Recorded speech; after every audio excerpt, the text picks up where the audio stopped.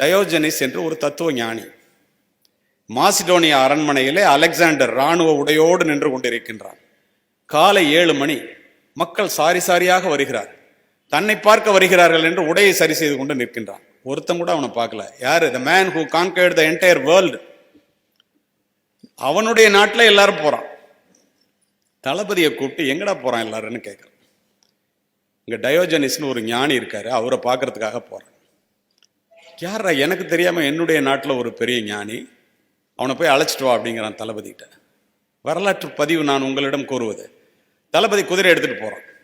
சூரிய வெளிச்சத்திலே சம்மணமிட்டு தரையிலே அமர்ந்து, அப்பெல்லாம் தாமஸ் ஆல்வா எடிசன் பிறக்கல, மின்சார பல்பெல்லாம் கண்டுபிடிக்கல. சூரிய வெளிச்சத்துல புத்தகத்தை படிச்சு எல்லாருக்கும் சொல்லிட்டு இருக்கான். ஆயிரக்கணக்கான மக்கள் எதிர்த்தார் போல் அமர்ந்திருக்கிறார்கள். தளபதி போய் குதிரையை நிறுத்திட்டு வந்து அரண்மனையில் மன்னனை பாரு அப்படின்னு கூப்பிட்றான். நான் மன்னனை பார்க்கணும்னு சொல்லவே இல்லையேங்கிறான் டயோஜனிஸ். இல்லை, மன்னன் உன்னை பார்க்கணும்னு சொன்னாருங்க. அப்படின்னா உன் மன்னனை இங்கே வர சொல்கிறாங்க.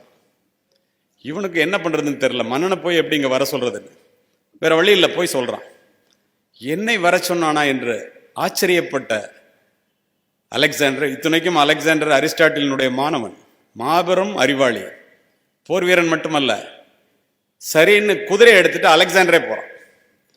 போய் குதிரையை நேராக நிறுத்துறான். அவர் படிச்சுட்டு இருக்கிறதுக்கு முன்னாடி படித்து கொண்டிருந்த புத்தகங்களிலிருந்து கண்களை அகற்றாத டயோஜனிஸ், சூரிய ஒளி என்னுடைய புத்தகத்திலே பட்டு அதன் மூலம் நான் படித்து எல்லோருக்கும் சொல்லிக் கொண்டிருக்கின்றேன். வெளிச்சத்தை இருளாக மாற்றுகின்ற முட்டாளே, குதிரையை அகற்றி நிறுத்து. உன்னுடைய குதிரையினுடைய நிழல் என்னுடைய புத்தகத்திலே விழுகிறதுங்கிறான். அவனுக்கு என்ன செய்யறதுனே தெரியாம அவன் சொன்ன துணியை பார்த்துட்டு குதிரையை எட்டி நிறுத்திட்டு கீழே இறங்குறான். டயோஜனிஸ் எந்திரிக்கிறான். உலகத்தை ஜெயித்த மாவீரனை பார்த்து டயோஜனிஸ் கேட்கிறான், உனக்கு என்ன வேணும்னு கேட்கிறான். அதுக்காக தான் வர சொன்னதே. எனக்கு என்ன வேண்டும் என்று நீ கேட்கிறாயா? உன்னிடம் எனக்கு ஒரே ஒரு கேள்வி. என்னடா கேள்வி? சொல்றான், நான் இந்த உலகத்தையே ஜெயித்த மாவீரன், என்ன பார்க்காம உன்னை பார்க்கறதுக்கு ஏண்டா எல்லாரும் வர்றான் அப்படின்னு கேட்கிறான். இதற்காகவா இவ்வளவு தூரம் வந்தாய் அலெக்சாண்டர்? நீ உன்னுடைய வாளின் கூர்மையினால் இந்த மண்ணை வென்றவனடா. நான் என்னுடைய நூலின் கூர்மையினால் என்னையே வென்றவனடா. மண்ணை வென்ற உன்னை வெறுத்து தன்னையே வென்ற என்னை பார்க்க வருகிறார்கள். இது கூடவா உனக்கு தெரியவில்லைன்னா நின்று அலெக்சாண்டர் அவனுக்கு ஒரு சல்யூட் அடிச்சு திரும்பி போயிட்டான். உண்மையிலே நீ ஞானி தாண்டா. அப்போ அத்துணைக்கும் காரணம் படிப்பை தவிர வேற என்ன? நினைத்து பாருங்க.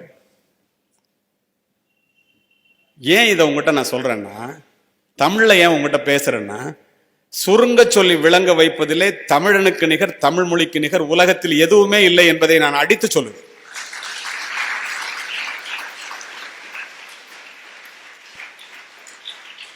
ஒரு மாசத்துக்கு முன்னால அமெரிக்கால பிரிமாண்ட்னு ஒரு இடம் இருக்கு. அது நியூயார்க் நகரத்துல.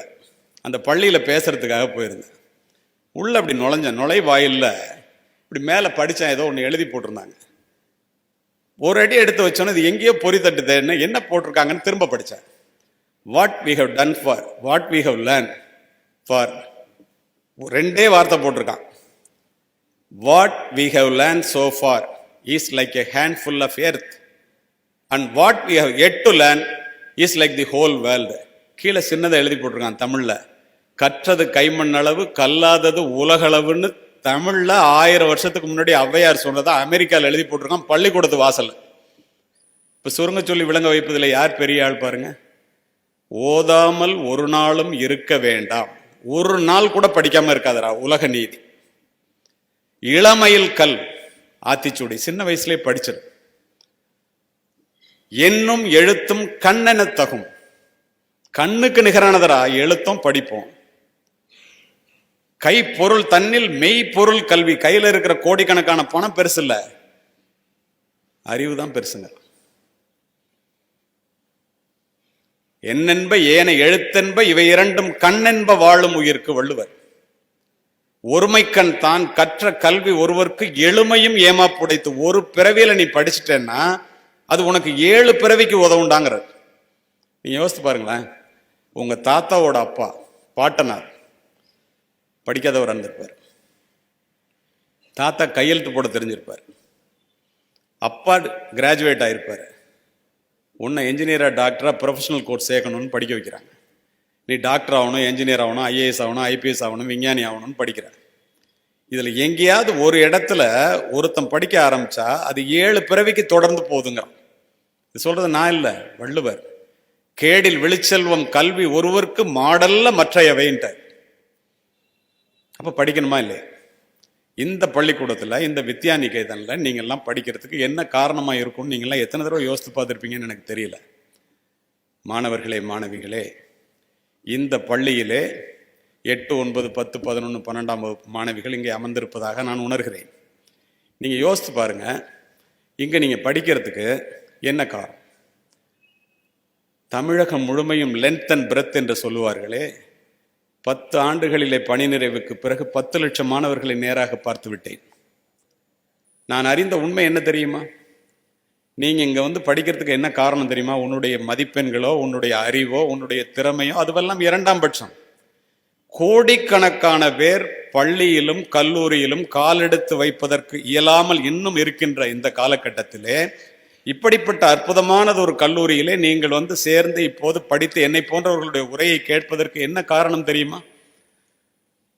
தனக்கு கிடைக்காத கல்வி தன் பிள்ளைகளுக்கு கிடைக்க வேண்டும். தான் அடையாத உயரத்தை தன் பிள்ளைகள் அடைய வேண்டும். முதுகெலும்பொடிய பாடுபடுகின்ற தந்தையையும் முழு வயிறு காணாமல் உன்னை வளர்த்தெடுக்கின்ற தாயையும் நீ பெற்றிருக்கின்ற காரணத்தினால் வித்யாநிகேதன் பள்ளியிலே இன்று படித்துக் கொண்டிருக்கின்றாய் என்பதை முதலிலே இதயத்திலே பதிவு செய்து